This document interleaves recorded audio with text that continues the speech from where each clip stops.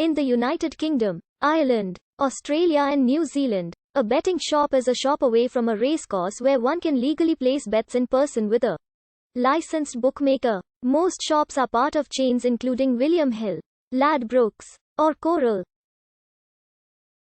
In Australia and New Zealand, they are operated by totalisator agencies. In the United States, post-PASPA brands like DraftKings, FanDuel and William Hill have a presence.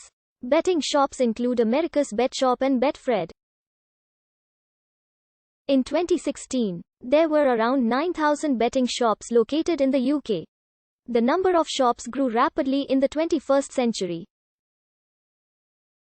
One street in Newham has the largest number of bookmakers concentrated in one place. 18 on the street and about 80 in a local zone.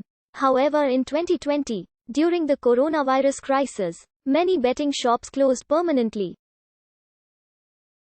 Off-course betting was illegal until the Betting and Gaming Act 1960 was introduced.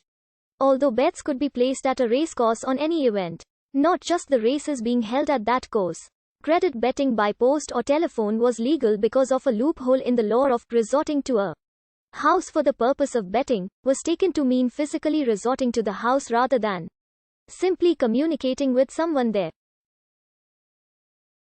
Gambling in the United Kingdom is common and not regarded necessarily as a vice but a little flutter on the GGs. But there are strict controls on where and how a bet can be placed. The Gambling Act 2005 covers those controls, and the Gambling Commission oversees them. Until 2005, it was illegal to advertise on the outside of the shop any offer of odds, and most had blank windows. The Gambling Act 2005 relaxed the rules a little. But most betting shops still have covered windows, much like sex shops. It is illegal to allow people from outside to see inside. At a betting shop, typically there will be notice boards listing the racing form for the day's horse racing from trade, issues of the Racing Post or a similar equestrian publication. Most betting shops now offer free tea and coffee to attract punters. They usually have large televisions covering all the events, like an American sports bar. Until 1986 they were not allowed to have live broadcast coverage, but the bookmaker often had a small portable television or transistor radio hidden behind the counter.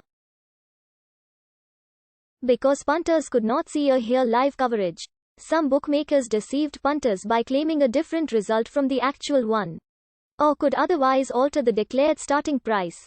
This changed in 1986 and Satellite Information Services was formed to screen live races to betting shops. Greyhound races are now timed to the second on the feed pictures. Since a scam that intercepted and slightly delayed the broadcast feed for greyhound races, which typically last less than 2 minutes, by delaying the feed slightly, an accomplice on course who had already seen the result could communicate by telephone with one in a betting shop off course, who would bet on a racing certainty. The larger chains also operate at sports grounds, where bets are placed using pre-printed betting slips. Winnings from bets placed at these facilities can then usually be collected on site, by post or from one of the high street branches. In 2013-2014 there was significant controversy with more betting shops springing up on high streets in the United Kingdom, encouraging poor people to gamble, especially to play fixed odds betting terminals. Betting shops are strictly regulated in the number of machines they can have and the payout they can provide. On the 27th of April 2014, the government announced proposals to give local authorities more power to limit the number and form of betting shops in their jurisdictions.